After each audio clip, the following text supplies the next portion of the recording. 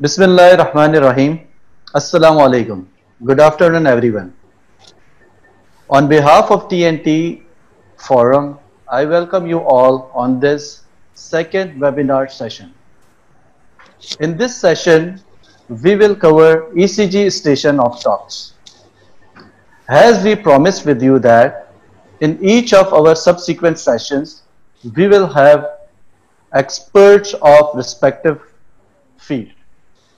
So today we have our guest speaker, Dr. Zubair Mumtaz. Dr. Zubair Mumtaz is a young, emerging electrophysiologist who is working as a senior registrar in electrophysiology department in National Institute of Cardiovascular Disease. In our expert panels, we do have the very famous Dr. Kamran Babar. Dr. Kamran Babar is American diplomate of American board certified of interventional cardiology. He is currently working as a medical director in Bush International Hospital. He is also serving as an interventional cardiologist in Shalimar, and he is also supervisor and examiner at College of Physicians and Surgeons. I welcome you all, Dr. Zubair Mumtaz, Dr. Kamran Babar, and the other expert panelists we do have is Dr. Fawad Farooq. Dr. Fawad Farooq doesn't need any introduction. So, without any further delay, let me take you to Dr. Zubair, who will give his talk on ECG and tracings. So, meanwhile, in Dr. Zubair's talk, you can have your questions. You can write your question on chat. I will note it down all in the end. After talk of Dr. Kamran Babar and Dr. Fawad Farooq, we will try to cover your questions. So, Dr. Zubair Mumtaz, over to you. Thank you, Dr. Hashim, and thank you, Dr. Fawad, for giving me this opportunity. So now, without wasting much time, I will be starting. So today we will be focusing on the ECGs and tracing on like what kind of ECGs or tracings we have in talks. So today's objective will be to cover the ECGs for the tachyarrhythmias, for the bradyarrhythmias, and some interesting ECGs from the channelopathies, from metabolic disorders. There may be some miscellaneous ECGs also. And in the end, we will cover some devices, ECGs from devices, and from the EP traces. So now before starting, I would like to give some tips.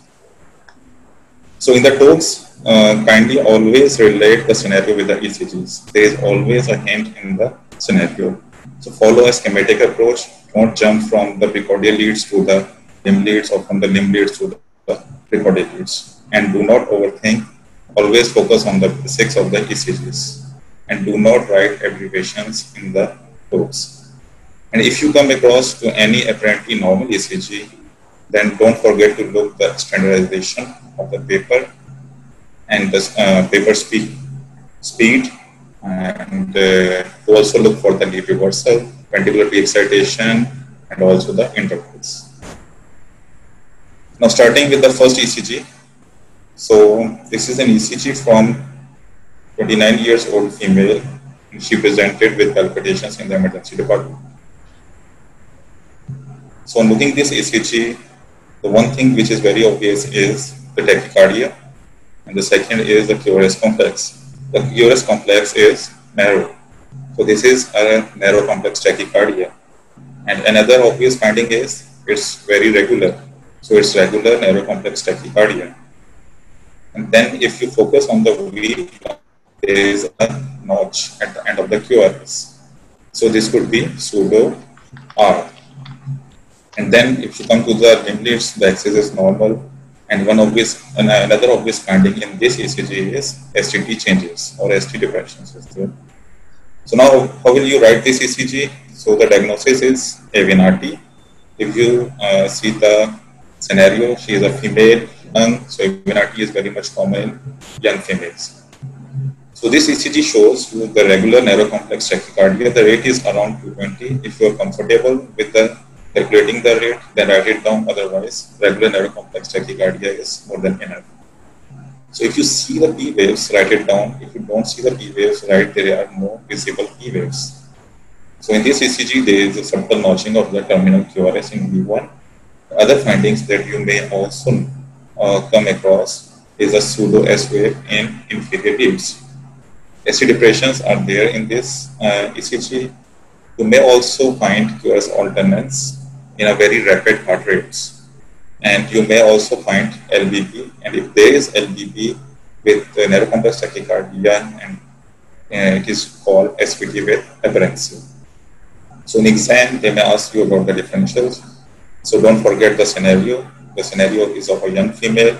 So the first differential will be AVNRT, the second differential will be AVRT, the third differential will be atrial tachycardia. Then they may ask you about the treatment for hemodynamically stable or unstable. So in both the cases, for AVNRT, the vagal maneuver and adenosine is class. And if they ask you for the definitive treatment, then EP study and radiofrequency ablation is the definitive treatment. Then this is the next ECG. The scenario is of a 19-year-old male with blackouts. So he's a young male. The ECG is there. And again, this is a very rapidly conducting rhythm. It's very fast. And the one thing which is also very obvious is irregular. The QRS is sometimes, and some places this is white, and in some places this is narrow, and this is of LVV morphology. So in a young patient who is 19 years old and presents to you with blackouts with this ECG, which is very fast, there is only one diagnosis, of which is atrial fibrillation with ventricular pre-excitation. So the obvious findings are irregular wide complex tachycardia with varying QRS squared, and the rate was around 200 beats per minute. So they may ask you for the hemodynamically stable patients, what will you do? So the drugs are propanamide and apicolite. If the patient is hemodynamically unstable, the drugs, so you have to BC cardiovert the patient. And the drugs which are contraindicated in these patients are nodal blockers because they will allow more conduction via the necessary pathway. And the definitive treatment is EP study and radiofrequency ablation. And in the end, they may ask you the high-risk features of this ECG. So there are two high-risk features. If the interval between the two pre-excited RA intervals is less than 250, this is a high-risk feature, or the effective refractory period of the necessary pathway is less than 240. This is also the high-risk features.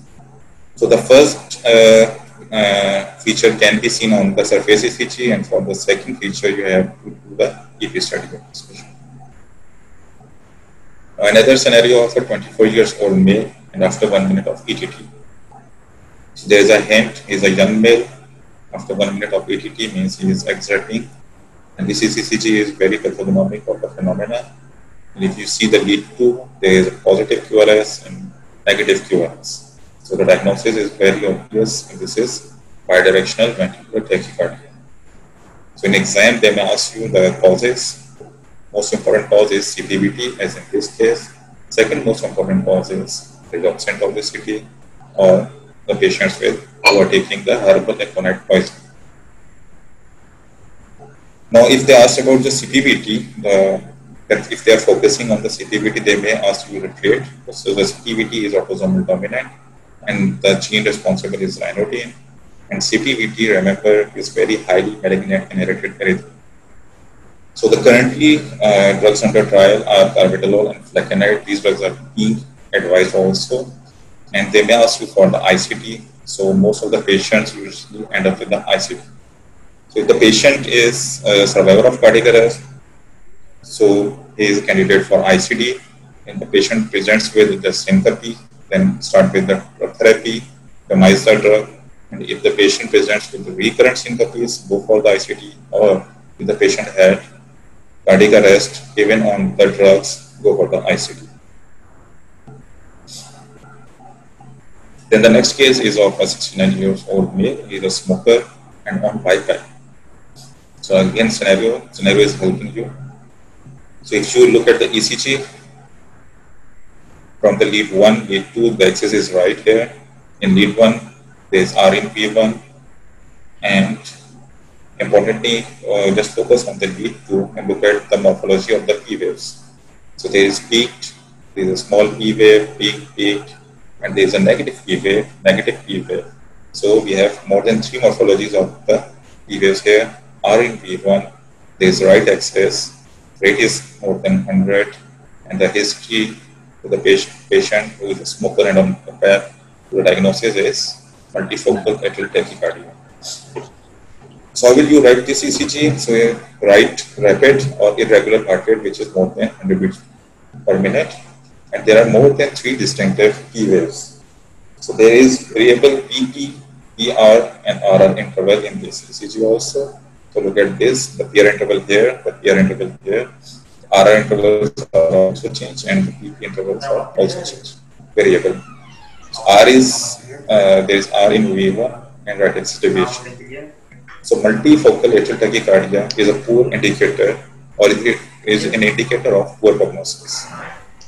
So they may ask you a question: if the heart rate of the patient becomes 147 beats per minute with this ECG, or in a patient with multifocal tachycardia, and he becomes hemodynamically unstable, so will you DC convert the patient?